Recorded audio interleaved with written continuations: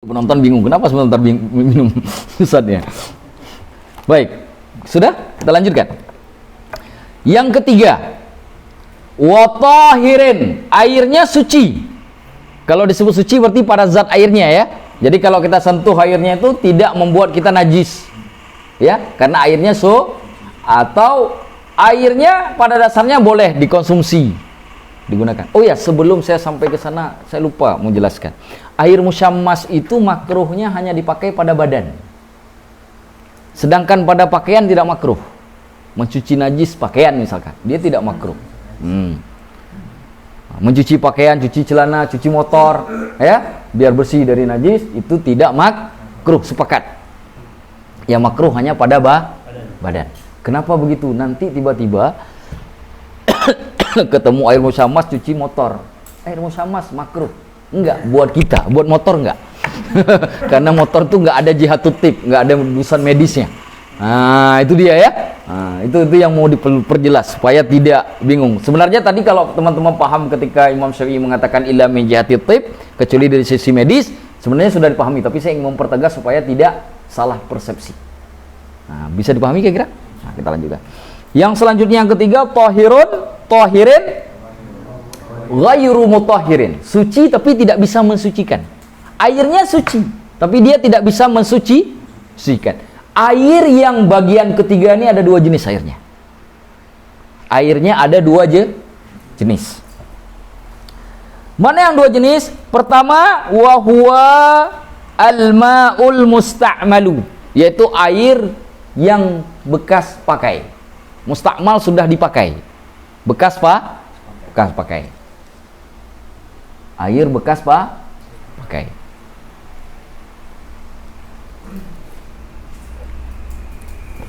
Sudah. Bagaimana contoh air bekas pakai? Teman-teman berwudu, ya, atau misalkan saya ngambil wudu, lalu air bekas wudu saya ditampung, lalu dipakai lagi untuk berwudu. Nah, itu tidak boleh. Atau air bekas mandi besar, lalu ditampung, kemudian dipakai kembali. Ustadz, bagaimana titisan-titisannya yang kemudian muncrat? Kan ada tuh. Kalau dalam air yang banyak, maka dia kalah dengan sifat yang banyak. Bisa dipahami? Tapi kalau dia dominan, maka dia yang menang. Bisa dipahami sampai di sini?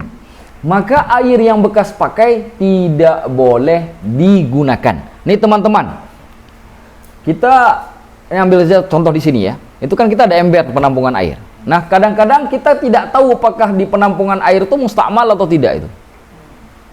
Mungkin ada orang celup, langsung ngambil wudu di situ, kan masuk lagi tuh ke situ.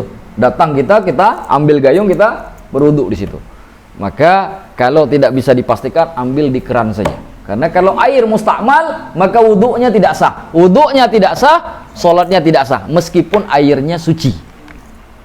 Itu air mustakmal. Nah, ada kasus pada Nabi. Nabi itu melarang kita mandi janabat dari bekas air mandi istri kita. Karena kan bisa saja mandi bareng, ya, suami istri. Nah, kan bisa saja dulu itu orang Arab kalau mandi itu bukan kayak kita pakai shower. Dulu itu pakai bak, ada tempat. Nah, pakai bak itu. Masuk ke situ mandi. Tapi mandi junub. Tapi kalau mandi biasa nggak apa-apa. Karena mandi junub untuk menghapus hadas. Kalau mandi biasa kan cuma kotoran badan saja, nggak ada urusan sama najis sama hadas. Ya, kalau kita berhadas dalam kondisi berjunub, nah bekas istri kita berjunub, kita berjunub juga nih, lalu mandi bareng, istri kita menuangkan air ke badannya jatuh, kita ambil, kita duduk juga di situ, mandi situ, itu kan air bekas tuh, air mustakmal. Itu mandi besarnya tidak sah, harus diulang. Kalau nggak bisa, bagaimana Ustaz? Nggak sah sholatnya. Maka dia harus cari lagi air mutlak yang belum digunakan. Saya paham sampai sini? Maka menggunakan air musyammas jauh lebih bagus daripada air mustakmal, walaupun dia kelihatannya bukan panas, artinya dia kelihatannya seperti air mutlak, iya kan? Nah, hati-hati dalam bab ini. Kalau kita punya air, kita pergi ke rumah orang, kadang-kadang kan orang nampung air tuh, ya, sedikit sedikit. 1 ember tuh, 1 kulah pun nggak nyampe itu. 1 ember tuh. Kita nggak tahu ini air apa ini. Nah, biasakan untuk bertanya. Kalau nggak bisa bertanya, ya kalau ada keran, ambil di keran saja. Berwudu dari keran atau tampung air lain. Nah, tampung air lain. Bisa dipahami kira-kira? Bisa dipahami? Bisa dipahami? Hati-hati ketika mencuci anggota badan. Kita ngambil air misalkan di gayung. Kita taruh gayungnya, gayung kecil tuh. Kita ambil tuh airnya, kita cuci. Lalu air yang cuci itu jatuh lagi gayung tuh. Lagi. Hati-hati, itu musta'mal. Itu mencuci anggota wudu yang lain. Maka hati-hati dengan air musta'mal karena tidak sah. Bisa dipahami?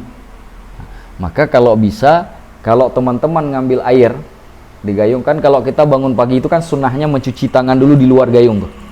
Ya, sebelum dicelupkan, karena kata Rasulullah, kamu tidak tahu di mana tanganmu bermalam, apa di hotel orang, apa di hotel sendiri, kan begitu. Jangan dicelup. Caranya bagaimana? Basah dulu di luar gayung, setelah dibasuh, makanya kan ada sunnah membasuh tangan sampai pergelangan itu 3 kali itu. Nah, itu dipakai itu yang di luar itu.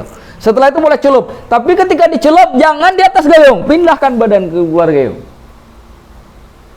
Paham? Makanya bukan mencuci bahasanya, membasuh, yamsah. Arti yamsah itu apa? Ambil air basah. Bukan, itu mandi namanya. Bisa dipahami? Makanya Rasulullah kalau berwudu itu airnya bukan seember, tempat kecil, cukup. Kenapa? Karena membasuh. Apalagi kalau di Arab itu kan airnya sedikit, nggak sama kayak kita melimpah ruah. Makanya ada sunnah untuk supaya tidak memboros-boroskan air. Kalau kita nggak berwudu nggak, apalagi kalau pakai keran, full lagi kerannya. Kalau dihitung tuh 2,5 ember, buat dia sendiri, padahal badan segini. Kenapa? Ya karena boros. Makanya kalau hidupkan keran, kalau untuk nampung saja. Ya. Jadi yang paling penting jangan sampai ada tempat di bawah kita berwudu. Jauhkan. Tuh biasanya tuh kan ember tuh saya suka lihat tuh di samping orang berwudu tuh. Jadi kalau sudah diisi itu agak jauhkan dikit. Karena kita nggak tahu kan. Takutnya nanti ada orang yang ngambil di situ. Wah, ini memang air untuk berwudu, dan tercelup terus itu masuk ke situ lagi. Yang luar biasa sempat kumur-kumur ke situ pula. Nanti datang orang lain kumur-kumur lagi di situ. Kumur-kumur berjamaah itu namanya. Itu dijaga. Jadi menjaga kesucian air itu menjadi penting. Orang Syafi'i itu ketat dalam bab taharah. Jadi bukan Syafi'i kalau tak ketat. Jadi kalau meremehkan bab taharah, Anda tak layak jadi orang pengikut mazhab Syafi'i. Ini pengikut mazhab Syafi'i tapi ngelihat wudunya sembarangan. Nah itu enggak kan Syafi'i. Syafi'i itu ketat dalam bab taharah. Dari 4 mazhab yang paling ketat dalam bab taharah itu Syafi'i. Enggak ada duanya. Ketat sekali. Kenapa? Karena babnya bab bersuci, enggak main-main. Nah, itu dalam mazhab Syafi'i. Makanya orang Syafi'i itu sebenarnya dalam kaedahnya harus lebih bersih. Kan begitu ya? Jadi taruh air, penampungan segala macam itu dijaga. Apalagi di kampung-kampung itu kan biasanya tuh ada kulah. Ya, ada bak. Nah, biasa kita suka sekali tuh debat. Ya gitu ya? Suka sekali itu. Hati-hati. Apalagi saya pernah lihat